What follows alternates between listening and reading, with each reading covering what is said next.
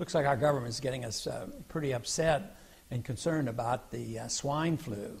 This is interesting to me, not only for political reasons, but also as a physician. It makes me think back to 1976, the first year I served in the Congress. We had a vote on the swine flu.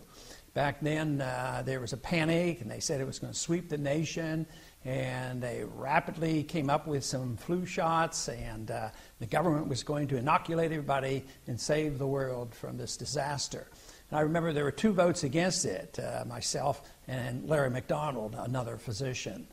It turned out, though, that our instincts were correct. Not only did we object to it because we didn't think the government should be in the medical business and making these medical decisions, but it turned out that the instincts were absolutely right because the flu came and the flu went and 1 person died, except for those individuals who died from getting the flu vaccine. And over 25 people died just from getting the vaccine, and many got ill from it until finally they had to suspend the whole program. But here we are once again, the swine flu coming up, and everybody's panicking. And this is not to downplay the seriousness. Some people have died, some people might die yet. We have had no deaths in this country, but there's 7 or 8 cases up in New York. None have even been hospitalized.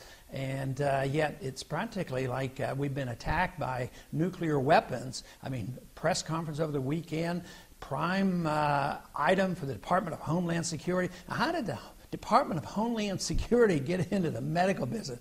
You know, it just is totally out of control on what they think we should do. But, you know, trying to put this in a perspective, I checked to find out how many cases of tuberculosis we had last year. We had about 13,000 cases of tuberculosis. Now, that's a serious disease. And also, the last time they recorded the number of deaths in this country was in 2006, and there were 644 deaths from tuberculosis. Now, I hate to even bring that subject up to try to put this in a proper perspective, because maybe tomorrow they're going to quarantine everybody in the world coming into this country to watch out for tuberculosis. And all these things are very serious. The big question is, does a bigger government always solve these problems? They usually make things much worse. So all I'm asking people to do is step back and think for a minute rather than rushing and panicking and taking advantage of opportunities like this. This is what happens, whether they're economic problems or medical problems. The people who love big government take advantage of this.